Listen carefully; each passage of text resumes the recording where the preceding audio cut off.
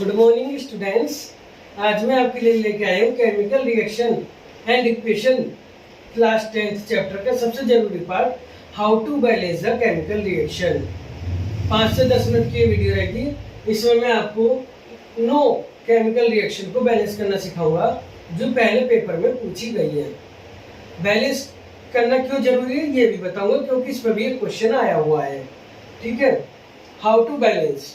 Balance तो आप समझते ही हो, जैसे हमने एक तराजू लिया, अगर इधर 1 किलो वजन रखा है तो दूसरी तरफ भी 1 किलो वजन होना चाहिए, उसे ही बैलेंस कहते हैं। बैलेंस, अगर एक तरफ 10 बच्चे खड़े हैं तो दूसरी तरफ भी 10 ही बच्चे खड़े हों तो इसे बैलेंस कहते हैं, बैलेंस होना। अगर एक बच्चे को मम्मी पापा ने 10 रुपये दिए तो दूसरे को भी 10 रुपये मिलेंगे, ये बैलेंसिंग है। ऐसे ही केमिकल रिएक्शन में भी एरो के एक तरफ होते रिएक्टेंट और दूसरी तरफ होते प्रोडक्ट्स, और इनमें जितने एलिमेंट होते हैं उनके नंबर ऑफ एटम्स सेम होने चाहिए। जैसे इधर Fe है और इधर भी Fe है तो दोनों तरफ सेम नंबर होना चाहिए Fe का। इधर हाइड्रोजन है, इधर हाइड्रोजन है, दोनों तरफ सेम नंबर होना चाहिए हाइड्रोजन का। इधर ऑक्सीजन है, इधर भी ऑक्सीजन है, दोनों तरफ सेम नंबर होना चाहिए ऑक्सीजन का। इसे कहते हैं बैलेंस करना। समझ गए? अब हम बैलेंस करना शुरू करते हैं। अब हमने देखा ये रिएक्शन दी गई है पेपर में, FeH2O और बना Fe3O4H2। सबसे पहले शुरुआत करते हैं मेटल से। मेटल समझते हो ना, जैसे zinc, iron, copper, sodium, potassium, lead, calcium, manganese, magnesium, 9th class में पढ़ा होगा, ये सब मेटल होती है। तो सबसे पहले मेटल को बैलेंस करेंगे। यहाँ पे Fe में दिख रहा है 1 है, कुछ नहीं लिखा हुआ इसके आगे पीछे 1 है। यहाँ पे Fe के आगे तो कुछ नहीं लिखा, नीचे लिखा है 3, इसका मतलब ये 3 है। कितने हैं? 3 नीचे लिखा हुआ है, मतलब ये इसी के लिए है केवल, और किसी के लिए नहीं है, तो 3 है। अब यहाँ ये 3 है तो यहाँ भी 3 लगा दो, तो सबसे पहले ये 3 हो गया। अब हम देखेंगे हाइड्रोजन। हाइड्रोजन यहाँ कितने हैं? 2 है, और यहाँ कितने? 2 है, बैलेंस है, ठीक है। अब हम देखेंगे आखिरी में ऑक्सीजन। ऑक्सीजन हमेशा आखिरी में देखना चाहिए। यहाँ पे ऑक्सीजन कितने? 1 है, यहाँ पे ऑक्सीजन कितने? 4 है, 4। तो यहाँ पे हमें 4 तो करने पड़ेंगे ऑक्सीजन, तो इसलिए यहाँ पे 4 लगा दो। लेकिन जब हम यहाँ पे 4 लगा रहे तो ये ध्यान रखना कि अब हाइड्रोजन की संख्या बिगड़ गई है, हाइड्रोजन की संख्या वापिस से अनबैलेंस हो गई है। अगर आप ऑक्सीजन को आखिरी में बैलेंस कर दो तो एक बार जरूर देख लेना, बाकी कोई बिगड़ा तो नहीं। यहाँ हाइड्रोजन कितने हो गए? ये तो 2 था, ये 4 और 2 जा 8 हो गए। याद रखना इन दोनों की मल्टीप्लाई की जाती है, इन्हें ऐड मत करना कभी भी। जब ये यहाँ 2 लिखा है तो ये केवल हाइड्रोजन के लिए है, यहाँ 4 लिखा है तो ये हाइड्रोजन और ऑक्सीजन दोनों के लिए है। ऑक्सीजन तो 4 ही है क्योंकि इसके नीचे कुछ नहीं लिखा, लेकिन हाइड्रोजन हो गए 4 2 जा 8 क्योंकि इसके नीचे 2 लिखा है। अब यहाँ पे भी हाइड्रोजन ऐड करने पड़ेंगे, तो वही है 4 लगा दो बस, 4 2 जा 8, क्योंकि हमें मल्टीप्लाई करना है ना भाई। 8 हाइड्रोजन हुए उधर, और इधर पहले से 2 थे तो 2 से डिवाइड कर दो, 4 आ गया आंसर, यानी कि 4 लगेगा। प्रोडक्ट 8 आना चाहिए, प्रोडक्ट मल्टीप्लाई करके। थोड़ा सा इतना दिमाग जरूर चलाना पड़ेगा, ठीक है। तो इस तरह से बैलेंस हो गई। एक बार फिर देख लो, Fe3 थे, हमने 3 कर दिए। हाइड्रोजन यहाँ पे 8 है तो 8 हो गए टोटल, ऑक्सीजन यहाँ 4 है, यहाँ 4 हो गए, बैलेंस है। अब नेक्स्ट पे आ जाते हैं। नेक्स्ट इक्वेशन है हमारी लेड नाइट्रेट की। ये बहुत फेमस क्वेश्चन है, पहले भी बताया गया है, डिकम्पोजिशन रिएक्शन में बोर्ड पेपर में हर बार आता है, हर बार किसी ना किसी फॉर्म में। और लेड ऑक्साइड नाइट्रोजन डाइऑक्साइड की ब्राउन फ्यूम्स याद होंगी, और ऑक्सीजन। इसका शॉर्टकट मैंने पहले भी बताया था डिकम्पोजिशन रिएक्शन वाली वीडियो में, 224 याद रख लो बस, 224। दोनों लेड 2 2 है और नाइट्रोजन 4 है, ऑक्सीजन पर कोई डिजिट नहीं है। पेपर में अगर पूछ लो ऑक्सीजन पे क्या होगा, कुछ नहीं है तो मतलब 1 है, तो 1 लिखना जरूरी नहीं होता, लेकिन पूछे तो बता देना। जैसे कभी पूछा गया है शायद कि इसके आगे क्या करा, इन्होंने एक लेटर लिख दिया E, इनके आगे लिख दिया ABC और इसके आगे लिख दिया D की वैल्यू बताओ, तो उस समय D की वैल्यू 1 बताई जाएगी। अगर इसके आगे लिखा होगा C तो 4 होगी, इसके आगे लिखा होगा B तो 2 होगी, इसके आगे लिखा होगा A तो भी 2 होगी। ये क्या करते हैं, लेटर लिख देते हैं इनके आगे, जैसे मैंने इन क्वेश्चन में लिखा है ABCD, ऐसे ही पेपर में लेटर लिख के दे देंगे और ABCD की वैल्यू पूछ लेंगे। तो ऐसी कंडीशन में ऑक्सीजन की वैल्यू 1 है, क्योंकि इसका आगे कुछ नहीं है तो 1 है।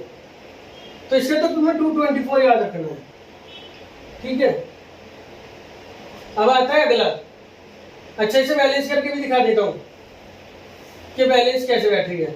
2 लेड, ठीक है, 2 नाइट्रेट है, यहाँ 2 जो 4 नाइट्रेट है। जैसे नाइट्रेट पे ब्रैकेट बना हुआ है 2 लिखा है, तो नाइट्रेट पे तुम एक ही बार में नाइट्रेट पढ़ो, नाइट्रोजन या ऑक्सीजन अलग अलग मत पढ़ो, नाइट्रेट पढ़ो एक बार में पूरा।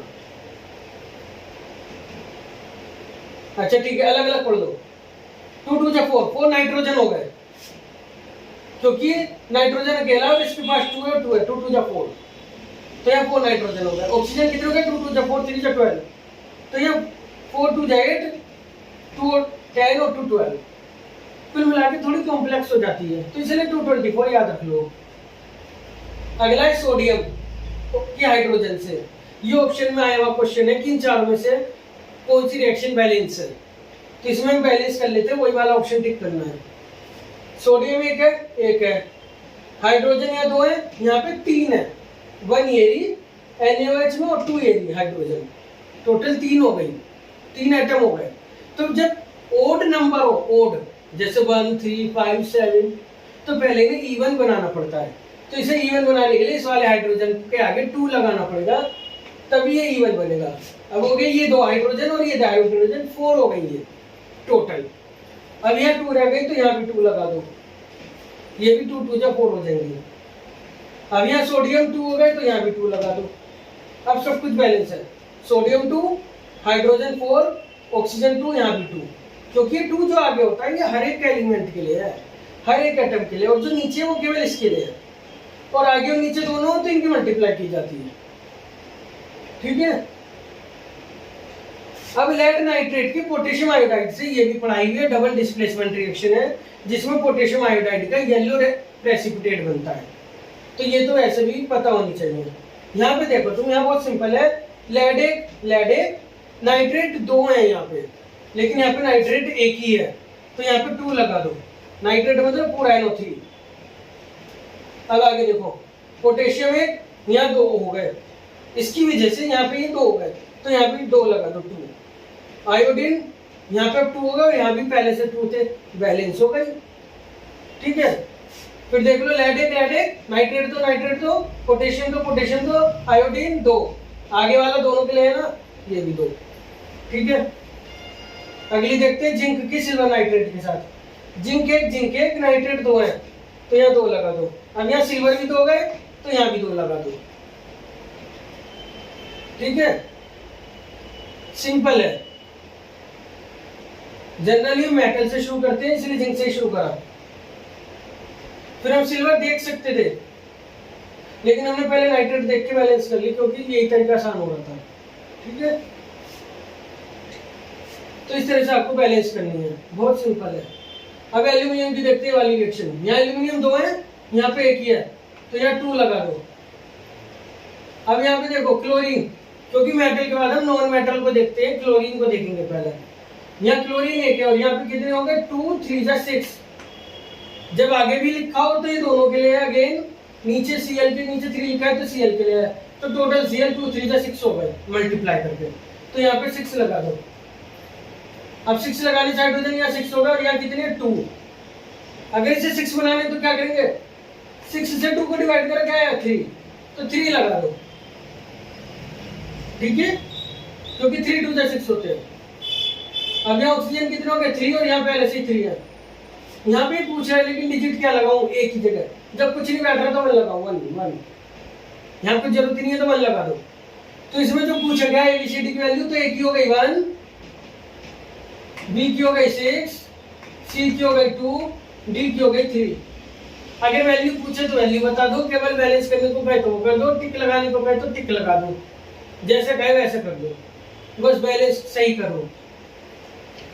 अब अगली आती है कैल्शियम हाइड्रोक्साइड की वाटर के साथ। ये बहुत फेमस रिएक्शन है, पहले भी आई है, कॉम्बिनेशन रिएक्शन है, हाईली एक्सोथर्मिक है, हीट बहुत निकलती है इसमें, और कैल्शियम ऑक्साइड यानी क्विकलाइन की वाटर से रिएक्शन होकर क्या बनता है, स्लेक्टिनाइन, कैल्शियम हाइड्रोक्साइड। कैल्शियम एक है, हाइड्रोजन 2 है, यहाँ भी 2 है क्योंकि बाहर वाला 2 दोनों के लिए है, ब्रैकेट लगा हुआ है ना। और यहाँ ऑक्सीजन कितने, 1 और 1 2, यहाँ भी 2 ही है। ये पहले से ही बैलेंस रिएक्शन है, लेकिन ये पूछी जाती है तो ये तो पहले से बैलेंस होती है, ये याद रखें। अब अगली देखते हैं मैग्नीशियम ऑक्साइड की HCl से। ठीक है, ये रिएक्शन भी पहले आई है, रेडॉक्स रिएक्शन में बताई थी कि इसमें मैग्नीज का रिडक्शन हो गया है क्योंकि इसकी ऑक्सीजन छिन गई, और हाइड्रोक्लोरिक एसिड का ऑक्सीडेशन हो गया क्योंकि इसकी हाइड्रोजन छिन गई। और हाइड्रोक्लोरिक एसिड का ऑक्सीडेशन क्लोरीन में हुआ है, वाटर में मत करना कभी भी। ऑप्शन में आता है ऐसा कि हाइड्रोक्लोरिक एसिड ऑक्सीडाइज होकर क्या बनाता है, क्लोरीन, ना कि वाटर। इस वाली रिएक्शन में ये याद रखनी है बात। अब इसे बैलेंस देख लेते हैं। MnA यहाँ Cl 2 है, यहाँ 1 ही है, तो इसके आगे 2 लगा दो। ठीक है, अब यहाँ पे देखो हाइड्रोजन 2, यहाँ भी हाइड्रोजन 2 हो गए, लेकिन यहाँ पे Cl 2 नहीं था, 4 था। असल में 2 क्लोरीन ये वाली और 2 क्लोरीन ये भी तो है आखिरी में, तो 2 और 2 4 क्लोरीन हो गए ना, तो इसलिए यहाँ पे 4 लगाओ। ठीक है, अब यहाँ हाइड्रोजन कितने हो गए, 4, और यहाँ पे पहले से कितने, 2, तो यहाँ 2 और लगा दो, 2 2 जा 4 हो गए। ऑक्सीजन अब कितने हो गए, 2, और यहाँ भी 2 हो गए बैलेंस। फिर देख लो मैग्नीज 1, क्लोरीन यहाँ कितने टोटल, 4, यहाँ भी 4 हो गए। हाइड्रोजन अब यहाँ कितने हो गए, क्लोरीन की वजह से 4, तो यहाँ 2 लगा दिया, 2 2 जा 4 हो गए। ऑक्सीजन यहाँ पहले से 2 थे, यहाँ भी 2 हो गए। कभी कभी एक को बैलेंस करने से दूसरा अपने आप बैलेंस हो जाता है। ठीक है, तो यहाँ पे x की वैल्यू 4 हो गई, y की वैल्यू 2 हो गई, और z के आगे कुछ नहीं है तो z की वैल्यू 1 हो गई अगेन। ठीक है, अभी आखिरी देख लेते हैं सोडियम हाइड्रोक्साइड की एल्यूमिनियम ऑक्साइड से। तो एल्यूमिनियम यहाँ 2 है, यहाँ पे 1 है, तो यहाँ 2 लगा दो। यहाँ सोडियम पहले से 2 दे रखे हैं, अच्छा सॉरी, यहाँ पे एल्यूमिनियम 2 है और यहाँ 1 है, तो यहाँ 2 लगा दो। यहाँ सोडियम पहले से 2 दे रखे थे, सोडियम भी बैलेंस हो गया 2। ठीक है, अब हम देख लेते हैं बाकी क्या क्या है इसमें। यहाँ हाइड्रोजन 2 है, यहाँ भी हाइड्रोजन 2 है। ठीक है, अब यहाँ पे ऑक्सीजन कितने हैं, 2 और 3 5, 2 ये वाले और 3 ये वाले 5, और यहाँ कितने 2 2 जा 4 और 1 ये वाला 5, तो ये बैलेंस है। तो इसके आगे कुछ नहीं तो 1 लगा दो। ठीक है, केवल हमने एल्यूमिनियम को बैलेंस करा, बाकी सब अपने आप बैलेंस हो गया। तो इस तरह से थोड़ी सी प्रैक्टिस आपको खुद करनी पड़ेगी। ये रिएक्शन पहले जो मैं स्लाइड लिखा है तो चल के लेना कॉपी पे, फिर खुद सोल्व करना, फिर एक बार मैच कर लेना आंसर। प्रैक्टिस किए बिना नहीं आ पाएगी, अपने हाथ से अपने आप प्रैक्टिस जरूर करनी पड़ेगी। करते क्यों है बैलेंस, ये पूछा गया है क्वेश्चन बोर्ड के एग्जाम में, उसके ऑप्शन दिए गए 5, देख लेते हैं। Law of conservation of mass के लिए हम इसे बैलेंस करते हैं, हाँ जी करते हैं। Law of conservation of mass आपने 9th क्लास में पढ़ा था कि मास को ना तो क्रिएट किया जा सकता है ना डिस्ट्रॉय, वो हमेशा सेम रहता है किसी भी केमिकल रिएक्शन में, इसलिए हम इसे बैलेंस करते हैं क्योंकि टोटल सेम रहता है। तो टोटल मास सेम रहता है, टोटल नंबर सेम रहते हैं, और मास क्रिएट भी नहीं हो सकता, डिस्ट्रॉय भी हो सकता, नहीं हो सकता। केमिकल कंपोजिशन सेम रहता है, ये गलत बात है। केमिकल कंपोजिशन तो बदल रहा है, सोडियम हाइड्रोक्साइड का यहाँ पे सोडियम एल्यूमिनेट बन गया। ठीक है, मैग्नीशियम ऑक्साइड तो मैग्नीशियम क्लोराइड बन गया। तो क्या हो रहा है, चेंज हो रहा है केमिकल कंपोजिशन। तो इसमें पूछा गया था कौन सी बात गलत है, तो यही वाला आंसर था असल में, क्योंकि ये वाली बात गलत है, ये बैलेंस से रिलेटेड नहीं है। ये वाली चीज केमिकल कंपोजिशन तो सेम रहता ही नहीं, बदलता है। सेम कुछ रहता है तो law of conservation mass, total number, mass can not create, can not destroy. ठीक है, बैलेंस कर लेना, प्रैक्टिस खुद करनी पड़ेगी। पहले मेटल को बैलेंस करना, फिर नॉन मेटल को, फिर हाइड्रोजन को, फिर ऑक्सीजन को। कभी कभी एक को बैलेंस करने से बाकी सब भी बैलेंस हो जाता है, ध्यान रखना। कभी कभी एक को बैलेंस करने से दूसरी चीज बिगड़ जाती है जो पहले बैलेंस की थी, तो वो भी ध्यान रखना, प्रैक्टिस करनी पड़ेगी। Thank you.